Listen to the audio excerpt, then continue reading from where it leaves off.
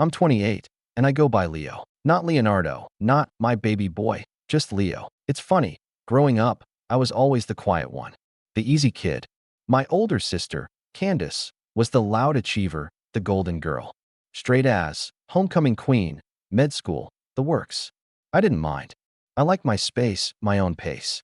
But over the years, I started noticing how easy translated to invisible in my family's dictionary, especially after I got my software job and started working remotely.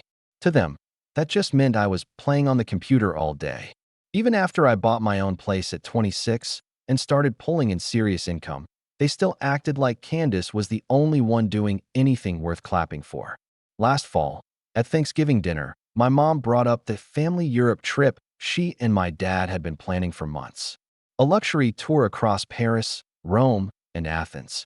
My parents were buzzing about it, and Candace, of course, was already flaunting her new travel wardrobe. Flights are $1,400 each, Mom said matter-of-factly, slicing into the pecan pie she barely let cool.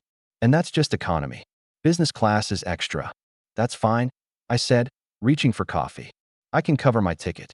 She smiled a tight little smile, that patronizing smirk I've known since childhood.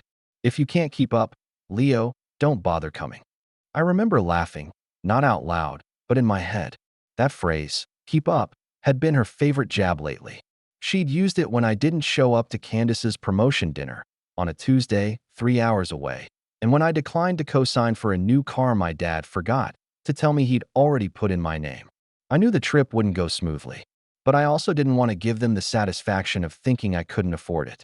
The next day, I checked my card, the one linked to the joint family emergency account I stupidly never closed after college.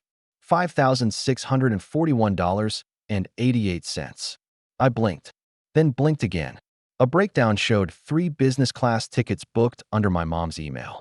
Hers, my dad's, and Candace's, not mine. I didn't even get a call. No, scratch that, I did. From Candace. An hour later. Hey, just a heads up, Mom booked the flights, so you're all set. All set, I said slowly, turning away from my screen. Yeah, it was faster to just do it together. You can pay her back later. I didn't respond. My fingers were already moving, locking the account, filing a fraud dispute, and scheduling a call with my bank. And then, once that was squared away, I opened a new browser tab and typed in one word, Dubai. I'd always wanted to visit. Not on some guided group tour, but the way I like to travel, in quiet, curated solitude. I found a luxury suite overlooking the Palm. Price tag?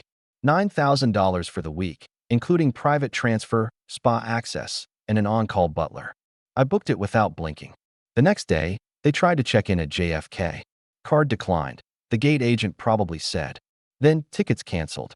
Then the chorus of confused, flustered voices. My dad shouting. My mom fumbling for her phone. And Candace, somewhere between annoyed and humiliated. That's when the text started. Candace, what did you do? Mom, you embarrassed us. Are you insane? Dad, fix this. Now. I didn't reply to any of them. Instead, I snapped a photo of my suite. Panoramic view, complimentary champagne, the sea glittering below, and sent one message. Me, upgraded my plans. Radio silence. For about 6 hours. Then there was a knock at my apartment door back in New York. My Ring camera pinged. I blinked at the screen. My dad, standing there in his old windbreaker, holding a leather binder. Next to him, a man in a blazer, holding a briefcase. And that's when I realized this wasn't just about the flights anymore. I didn't answer the door. Not immediately. I watched from my phone as they stood there, my dad shifting from foot to foot, his jaw clenched so tight you'd think it might crack. The man next to him looked professional, late 40s, sharp hairline, eyes scanning the hall like he already hated being here. A lawyer, obviously. My dad's favorite kind of intimidation.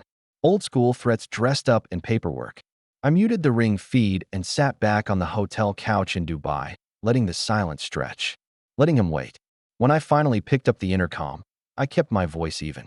I'm on the other side of the world right now. Try knocking again in 10 days. Leo, my dad snapped, his voice somehow more irritated than surprised. What is this? You froze the account. You canceled the tickets. Are you out of your mind? Didn't realize I was still on the family account until you drained it. I replied. But don't worry, I'm working on closing it for good. He hesitated. You cost us the entire trip. Your mother's humiliated. Candace had to rebook. Out of pocket. I'm sure she'll survive, I said. After all, you three were kind enough to use my card. Seemed like you were doing pretty well without me. The lawyer finally stepped in. Mr. Roberts, we just want to resolve this amicably. Perhaps you'd consider coming back to New York early so we can discuss this in person? Sure, I said, grabbing a chocolate from the welcome tray and unwrapping it slowly. Book me a first-class return and send over your firm's hourly rate. We'll talk. They left after that. No threats. No yelling. Just a lawyer who clearly regretted answering the call, and my dad, simmering behind him. I watched them walk down the hallway through my camera, both growing smaller with every step. I thought that would be the end of it, that they'd realize how wrong they were, maybe even reflect for once. But I should have known better. The real unraveling started a week later, after I got back from Dubai. When I walked into my apartment, there was a thin envelope on the floor, slid through the mail slot. Inside was a formal notice, not from the lawyer, but from my sister, Candace. She was suing me for damages related to travel disruption, emotional distress, and breach of verbal agreement. I laughed out loud. Breach of verbal agreement? As if I'd ever said, sure, go ahead and rob me.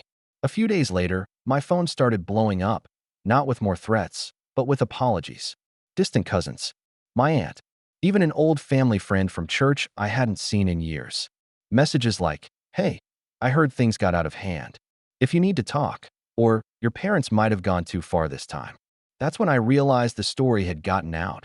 Not the truth, of course, but whatever twisted version my parents were spreading. Probably something like, Leo abandoned us overseas. Leo stole our vacation. Leo is unstable. So I did what any self-respecting software nerd with a flair for documentation would do. I gathered receipts, flight charges, account logs, bank screenshots, even the text where Candace admitted mom had just booked it for everyone, as if that was some kind of gift. And then I posted, not on Reddit, not even on Facebook. I emailed it, a calm, detailed breakdown sent to the entire extended family mailing list, the one my mother used every year to share holiday newsletters with photos of Candace's latest promotions and none of my life updates. I titled it simply, To Clarify. No dramatic wording, no insults, just a timeline, a few bullet points, and attached PDFs. And at the end, one sentence. If you ever wondered why I stopped coming around, now you know. I didn't wait for replies.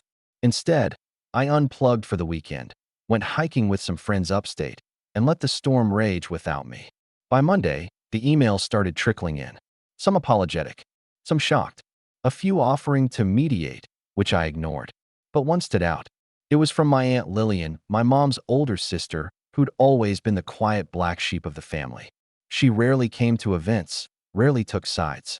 But her email was short, honest, and to the point. Leo, I've seen them do this to you for years. You handled it with more grace than I ever did.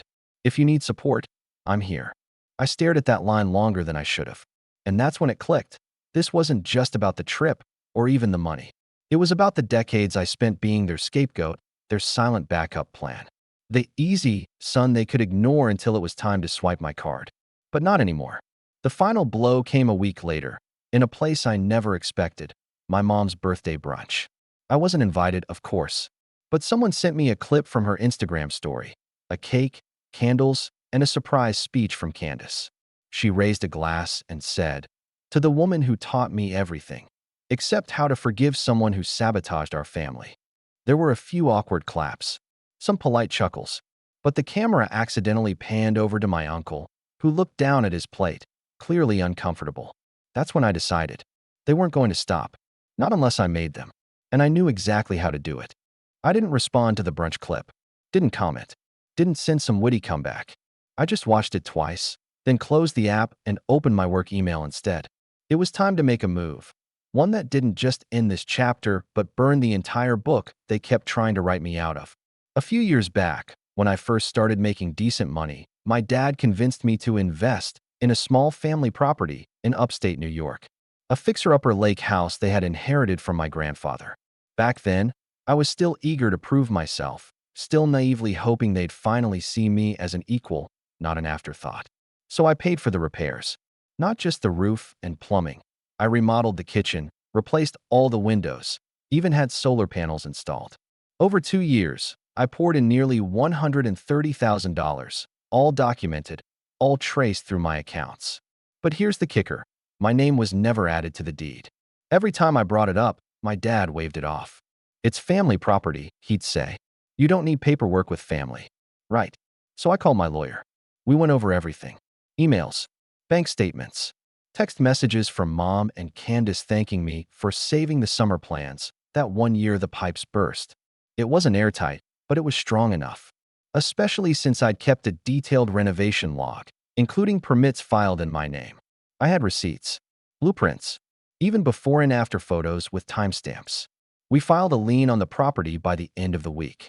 Then, just to twist the knife slightly deeper, I called the electric company and had them switch the solar account and maintenance plan back into my name. Legally, I still owned that part of the system. No deed required. A week later, I received a string of frantic calls.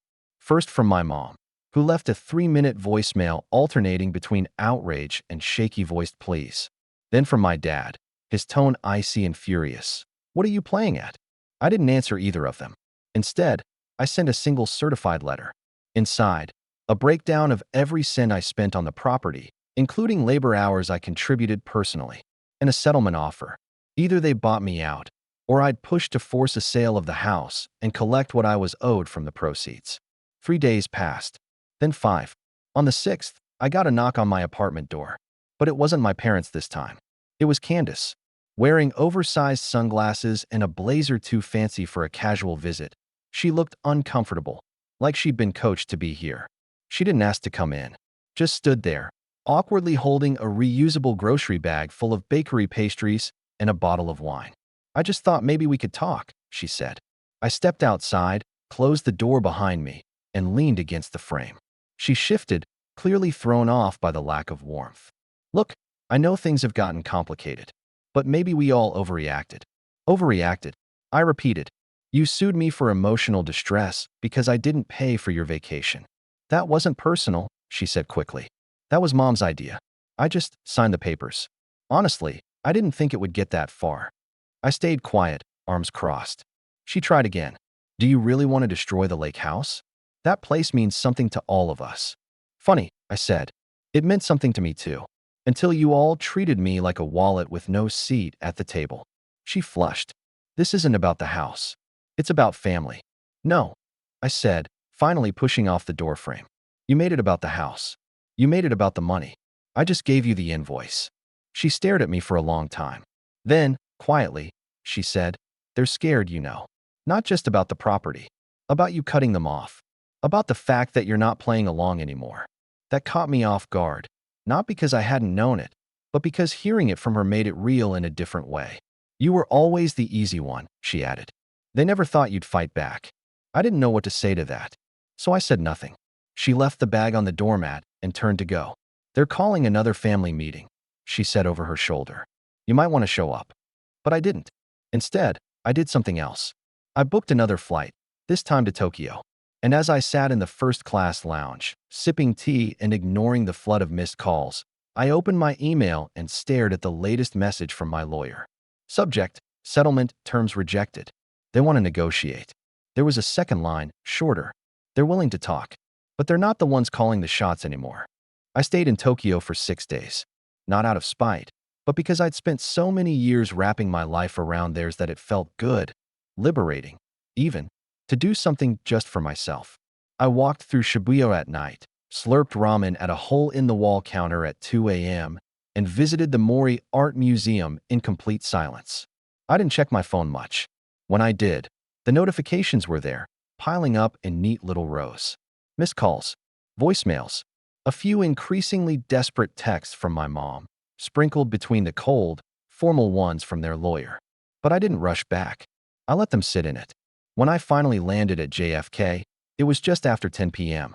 I grabbed a cab, got home, and didn't even bother unpacking.